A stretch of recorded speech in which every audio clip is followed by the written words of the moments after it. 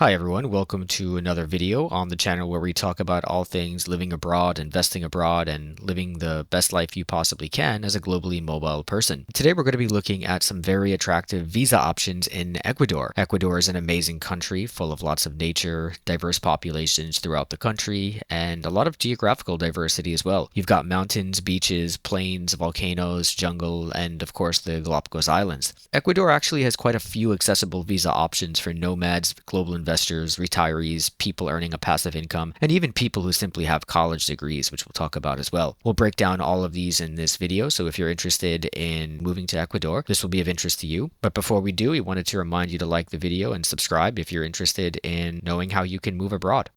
So first up, let's talk about Ecuador's Digital Nomad Visa, which we think a lot of viewers to this channel might find interesting and also within their reach. Ecuador offers a pretty standard and accessible nomad visa. This visa is mainly for people who want to live in Ecuador while working online for clients, employers, or businesses outside of Ecuador. This could mean working as a remote employee for a US company, as a freelancer, as a consultant, or someone who has an online business registered outside of Ecuador. As long as you could show stable monthly income from outside of the country, you can potentially qualify. The income threshold for this visa is set at 3 times the minimum wage, which is currently $482 a month, which means you need to show an income of $1,446 per month to qualify. Applicants need to show this for 3 months prior to their time of applying. You also need to show documents proving that your work is actually remote and it's connected to a foreign company, client, or business. So there's going to be paperwork involved. You can't simply apply and say, I'm a remote worker. You actually need to prove that. For example, remote employees would likely need to show a employment contract, a letter showing that the job is remote, or your payment sources are coming from outside of Ecuador. Likewise, a freelancer may want to show client contracts, invoices, bank statements, or other business documents. And this visa, like all of the other visas we'll discuss here today, is valid for 2 years and it is renewable.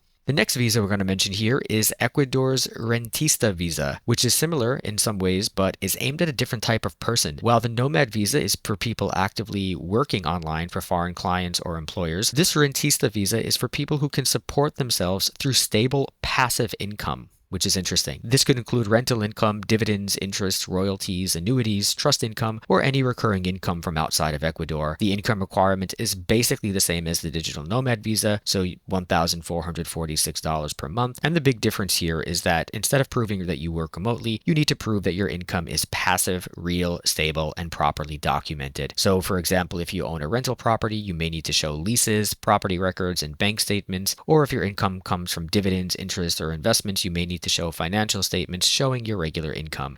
This visa can be useful for early retirees, people with investment income, landlords, or anyone who has recurring income but is not necessarily working a remote job. Like the Digital Nomad Visa, this Rentista Visa is generally valid for 2 years and can be renewed.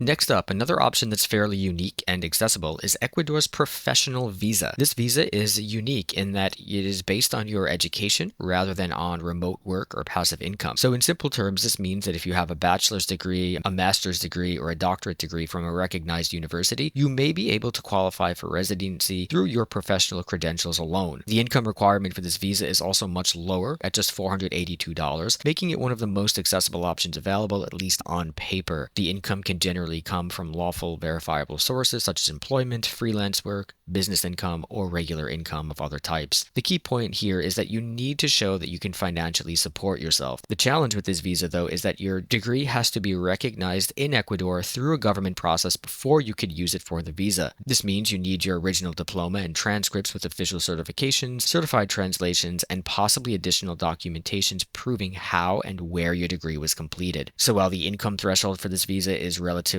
low, the paperwork can be more complicated. This may be a great option for people with university degrees who don't fit into the traditional digital nomad or passive income categories, and also for someone who's willing to deal with the paperwork. There will be a lot of paperwork for this visa, so you should be ready for that and be ready for some bureaucratic delays, but it's definitely accessible and very reasonable if you fit this category. Like the other visas here, it is valid for 2 years and can be renewed.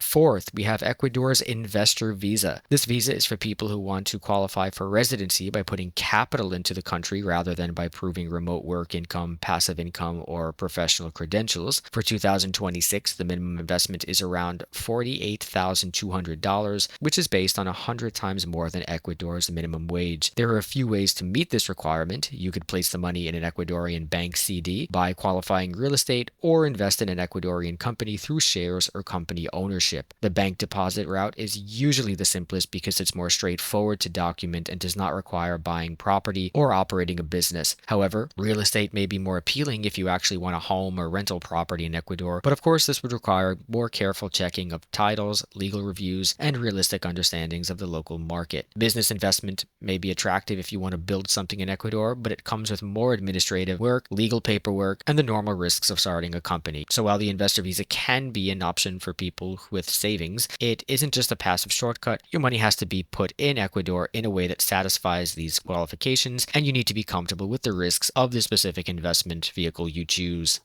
Finally, Ecuador has a retirement visa, sometimes called a pensioner visa. This option is obviously for people who receive a stable retirement income, such as Social Security, a government pension, a private pension, or another guaranteed retirement payment. Like the Digital Nomad Visa and the Rentista Visa, the income requirement is based on 3 times Ecuador's minimum wage, so that means you'll have to show around $1,446 per month in retirement income. The important difference here is that the income usually needs to be official, regular, and long-term. So Ecuador is looking for proof that you receive a reliable pension or retirement benefit every month. For many retirees, this can be one of the cleaner residency routes because Social Security or pension statements are usually easier to document than freelance income, business income, or investment income. The downside of this is that it's not useful for younger people or early retirees who may not yet receive formal retirement payments. That said, if you are receiving Social Security or another pension, this may be one of the most straightforward ways to qualify. So that's it. Overall, Ecuador has these 5 very accessible visa options. Whether you're working remotely, earning a passive income, have an education with nominal income, a retiree, or an investor, you have options available. These options are also very accessible compared to many other countries, but they still require planning, documentation, and proof that you qualify. For people willing to do their work, the country can provide a very stable and comfortable base. The US dollar is the currency of Ecuador, so you don't need to worry about risks or fluctuations with local currency as you might have to do in other countries. So we think Ecuador is a very interesting country when it comes to getting an additional residency. And if you're interested, you should start by matching your situation to the visa category that we discussed and perhaps pursuing it. Thanks for watching, and be sure to subscribe for more videos on living abroad and investing abroad and finding more flexible ways to live a happy life.